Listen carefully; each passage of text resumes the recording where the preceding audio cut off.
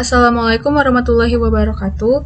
Sebelumnya izin memperkenalkan diri, nama saya Anissa Kurota Ayun dengan NPM 21150611103. Saya akan mempresentasikan tentang Digital Certificate. Sebelumnya, kita telah mengenal TLS. TLS yang berfungsi menambahkan perlindungan tambahan pada data yang dikirim bergantung sepenuhnya pada public key encryption, yang nantinya akan digunakan untuk mengenkripsi data. Namun, TLS mengharuskan sebuah langkah yang sangat penting untuk keamanannya. Pengirim harus memverifikasi identitasnya atau kepemilikan public key. Untuk memverifikasi identitasnya, dibutuhkan Digital Certificate. Digital Certificate, yang juga dikenal sebagai Public Key Certificate atau Identity Certificate, membuktikan kepemilikan sebuah encryption key, serta membuktikan keaslian perangkat, server, atau pengguna. Digital Certificate mengandung informasi yang dapat diidentifikasi, seperti nama pengguna, perusahaan, dan alamat IP pengguna atau serial number. Mengapa kita butuh Digital Certificate? Attackers memiliki banyak cara untuk mencegat request dari komputer satu ke komputer lainnya di internet, misalnya melalui rogue access point. Mereka bisa melangsungkan serangan man in the middle atau MITM. Pada diagram ini, MITM digambarkan sebagai lingkaran merah. Jadi, lingkaran merah ini dia yang akan memberikan public key miliknya ke klien dan bukan public key milik server. Jadi yang diterima klien itu public key milik si man in the middle.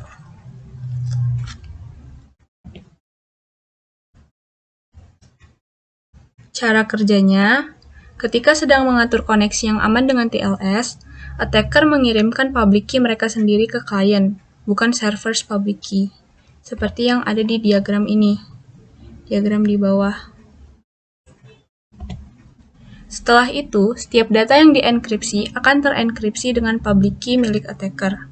Kemudian, attacker bisa mendekrip pesan yang terenkripsi, mengubahnya sesuka hati, dan mengenkripsi ulang dengan server's public key sebelum mengirim data tersebut ke server. Pada diagram ini bisa dilihat bahwa klien mengirimkan data menggunakan public key milik attackers, dan attackers itu mengubah data yang dikirim menjadi sesuka hati mereka dan mengubahnya ke public key milik server lalu dikirimkan ke server.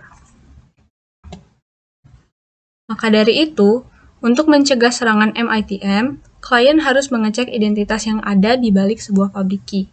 Digital Certificate menunjukkan identitas di balik sebuah public key. Dalam TLS, klien mempercayai sebuah Digital Certificate hanya jika sertifikat tersebut dikeluarkan oleh institusi yang dikenal sebagai Certificate Authorities. Sebuah server yang ingin berkomunikasi dengan aman melalui TLS harus terdaftar di Certificate Authority. Certificate Authority memverifikasi kepemilikan domain, menandatangani sertifikat dengan nama mereka sendiri, dan public key, serta menyediakan sertifikat yang telah ditandatangani ke server. Ketika klien memeriksa sertifikatnya, terlihat bahwa Certificate Authority menjamin keaslian public key. Namun, bisakah Certificate Authority tersebut dipercaya? Perangkat biasanya memiliki daftar Certificate Authorities yang terpercaya. Contohnya, iOS X pada Apple iPhone memiliki daftar Certificate Authorities yang terpercaya. Pengguna Apple harus mempercayai Apple untuk terus memantau CA dalam daftar tersebut untuk memastikan setiap Certificate Authority memverifikasi domain dengan baik. Kita bisa membayangkan chain of trust atau rantai kepercayaan dari user ke server seperti gambar di bawah ini. Di setiap titik, trust bisa saja rusak. Jika user tidak percaya dengan klien, user bisa mengubah default list Certificate Authorities yang dipercaya. Jika klien tidak lagi mempercayai sebuah Certificate Authority, CA tersebut akan dihapus dari daftar. CA tersebut CA tersebut akan dihapus dari daftar. Jika sebuah sertifikat authority melihat sesuatu yang mencurigakan, sertifikat sebuah server dapat dicabut.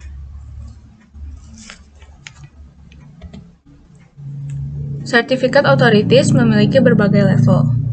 Yang pertama ada root certificate authority, yang kedua ada intermediate certificate authority. Root CA tidak menerbitkan digital certificate untuk server secara langsung. Root CA hanya menerbitkan digital certificate untuk intermediate CA.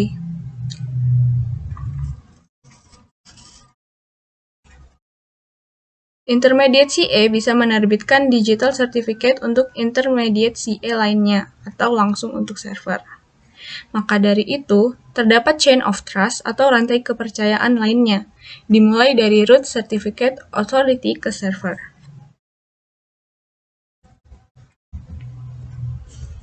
Kurang lebih seperti inilah gambaran chain of trust dari certificate authorities.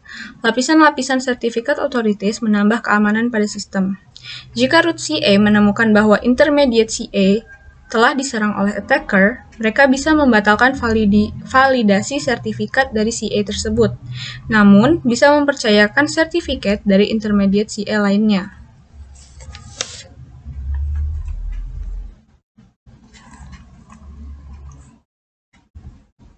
Terdapat 3 tipe digital certificate. Yang pertama adalah Transport Layer Security, atau TLS, atau SSL Certificate.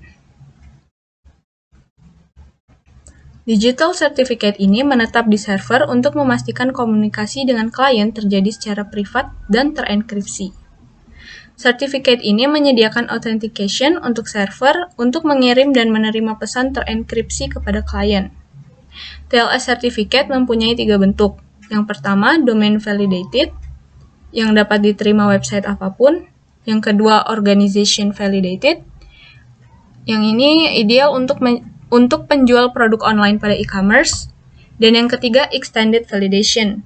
Extended Validation memiliki level tertinggi authentication, keamanan, dan trust. Biasanya digunakan oleh industri finansial.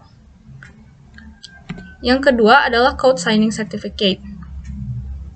Code Signing Certificate digunakan untuk mengkonfirmasi keaslian dari sebuah software atau file yang diunduh dari internet. Dan yang ketiga adalah Client Certificate.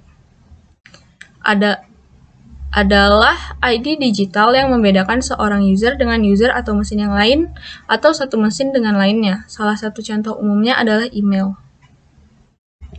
Ada beberapa manfaat yang bisa kita dapatkan dari digital certificate. Pertama, security atau keamanan. Digital certificate mengenkripsi komunikasi internal dan eksternal untuk mencegah pencegatan dan pencurian data oleh attackers. Yang kedua ada scalability atau kapasitas untuk berubah dalam ukuran atau skala.